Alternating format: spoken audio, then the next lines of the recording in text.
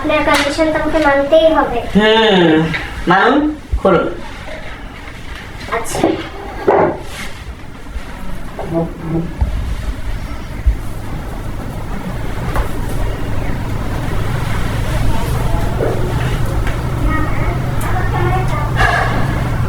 তোরা দুইজনে না অনেক সাহায্য করেছিস স্যার। আরে তুই যে কি বলিস না, আমরা কি দুষ্ট? না, মোটেও না। একদমই শোন, তুই আমাদের মতো এত বিশ্বাসী বন্ধু কখনো পাবে না। অবশ্যই। তাই নাকি? হ্যাঁ রে, কি বল? বাসায় আসার পরে না এই কি হচ্ছে রে? দেখছো কি বেয়াদব পোলাপা?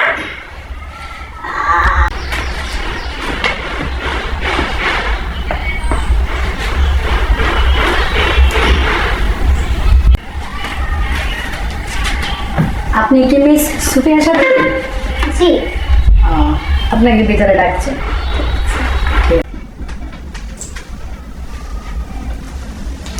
আসেন স্যার, এই যে ম্যাডামকে নিয়ে এসেছি। আচ্ছা, ঠিক আছে, তুমি যাও। Okay, please sit down. Okay, thanks.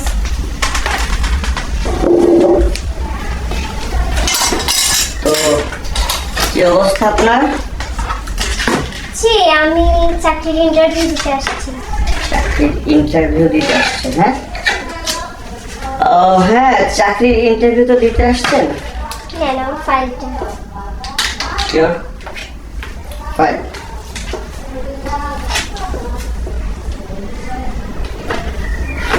Action. এই যে আমার ফাইলটা নিন। ও শিওর। দেখুন সোফিয়ার সাথে আপনার চাকরির জন্য আপনার ফাইলের কোনো দরকার কন্ডিশন, মানে আপনি যদি আমার এই অফিসে চাকরি নিতে চান বা ভালো একটা পোস্ট পেতে চান, হ্যাঁ সেটা অবশ্যই আপনি পাবেন, কিন্তু আমার যে শর্তটা থাকবে সেই শর্তটা, মানে অফিসে একটা রুলস থাকে না, সেই রুলসটা যদি আপনি অ্যাকসেপ্ট করেন, সেই কাজগুলো করেন, তাহলে চাকরি কনফার্ম।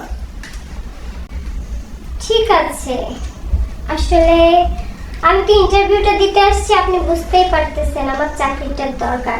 ফ্যামিলির খুব প্রবলেমে আছি তো, আমার চাকরিটার দরকার। এখন চাকরিটা পেতে হলে আমাকে কি কি করতে হবে বলেন?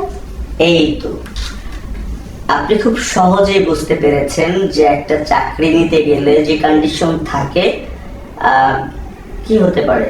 গিভ অ্যান্ড টেকের বিষয় তো খুব ভালো জানেন। তাছাড়া আমি এই অফিসে তোমাকে ভালো একটা পোস্ট দিব, যেখানে তোমার স্যালারি 80,000, 70,000, আর যদি মনে করো যে আমি একটু সুদৃষ্টি দিই, হ্যাঁ, কারণ অফিসটা আসলে আমার কথা মতো চলে। আমার যে বস আছেন সে আমেরিকায় থাকেন, আর তার একটা মেয়ে আছে, আর সে আমেরিকা থাকে।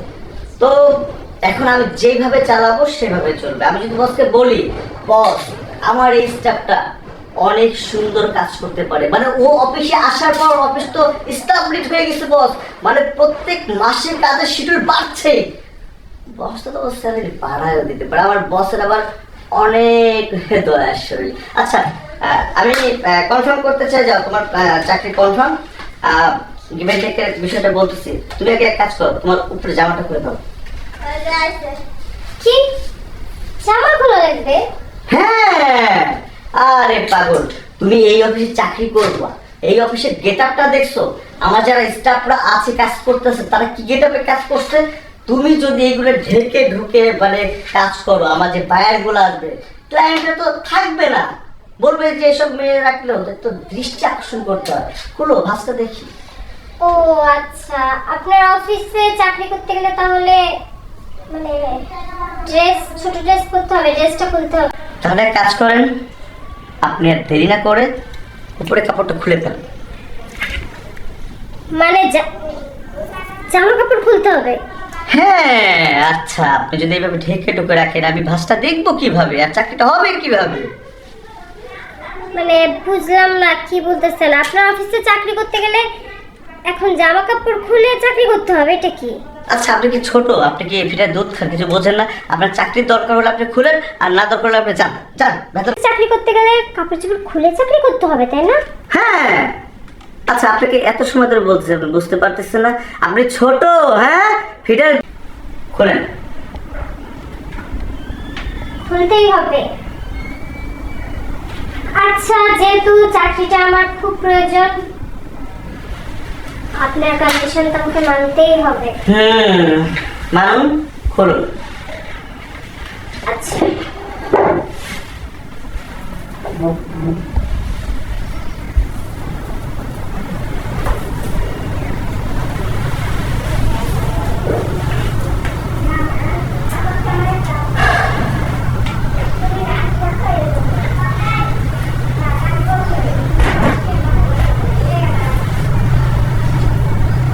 জি।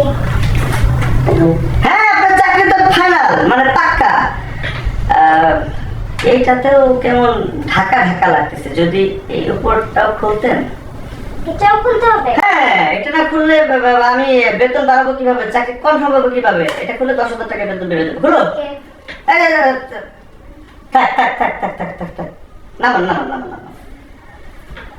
ওই ঘটনা হচ্ছে সবকিছু তো আর খুলে এখানে দেখা যায় না। হ্যাঁ, ওই হাতটা কোন, এদিকে আসেন, এদিকে আসেন, আসেন, বিষয়টা বোঝাচ্ছি। আপনার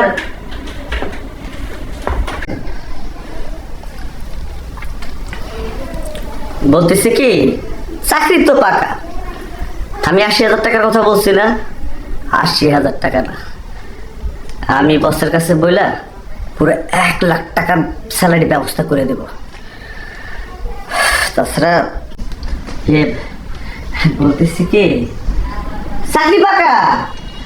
আর আমি যে 80,000 টাকার বলছিলাম না, 80,000 টাকা না, 80,000 টাকা না, আমি স্যারকে বলে 1 লাখ টাকা স্যালারির ব্যবস্থা করে দেব।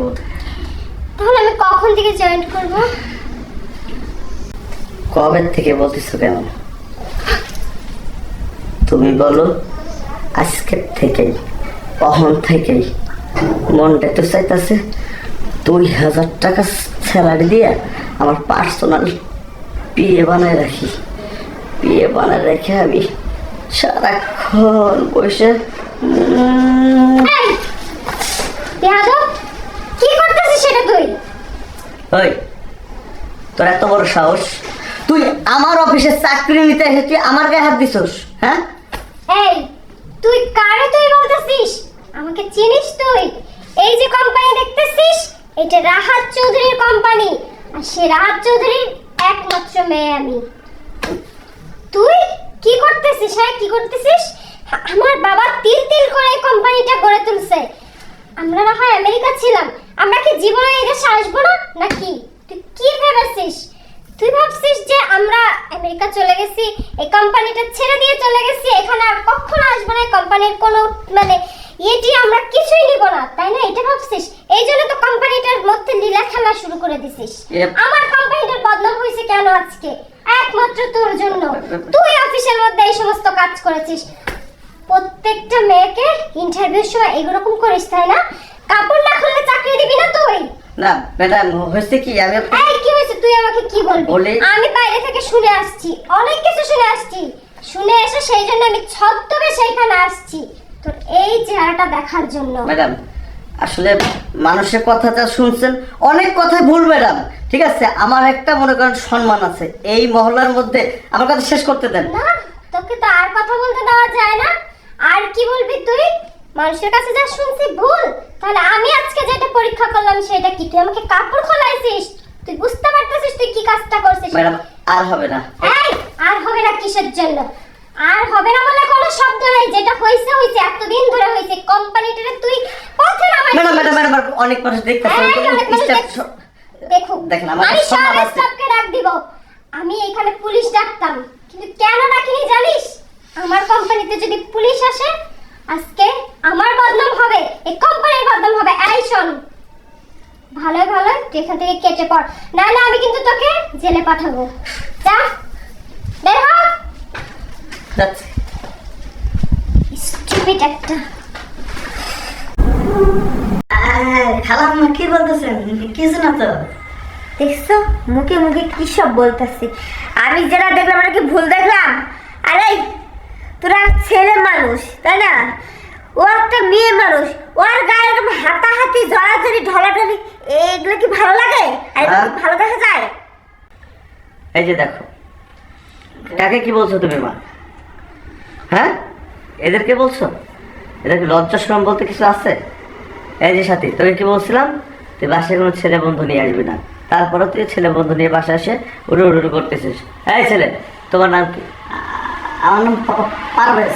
পারভেজ, কি কাজ করো তুমি? বেকার। ও বেকার। তোমার নাম? আমার নাম আরিয়ান। আরিয়ান, কি করো তুমি? আমিও বেকার। বেকারই তো থাকবে, বেকার দেখে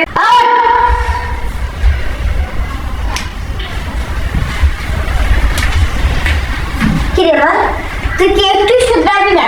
শুধরাবে না, ও কখনোই শুধরাবে না। বাবা মরার পর থেকে ওকে আশকারা দিয়ে দিয়ে মাথায় উঠাই ফেলছো। হ্যাঁ, সংসারে একটা জিনিসের প্রতি খেয়াল আছে ওর, যে ওর বড় ভাইটা কিভাবে ইনকাম করতেছে, কিভাবে সংসার চালাচ্ছে, খাচ্ছে আর আনন্দ ফুর্তি করতেছে। ছেলে মানুষ বাসায় নিয়ে আসছে, তোমার মেয়ে কত বড় খারাপ হয়ে গেছে। শোনো, আমি সাপ সাপ বলে দিলাম, আগামী শুক্রবারে কিন্তু আমি রনির সঙ্গে বিয়ে দিব। ও যদি অবস্থা করে, হ্যাঁ, ওকে বোঝাও। মা, ওরা আমার বন্ধুরা ছিল, তা কি হয়েছে? বন্ধুদের সাথে মিশবো না তো কি হয়েছে? চুপ কর তুই, এসব বুঝবি না।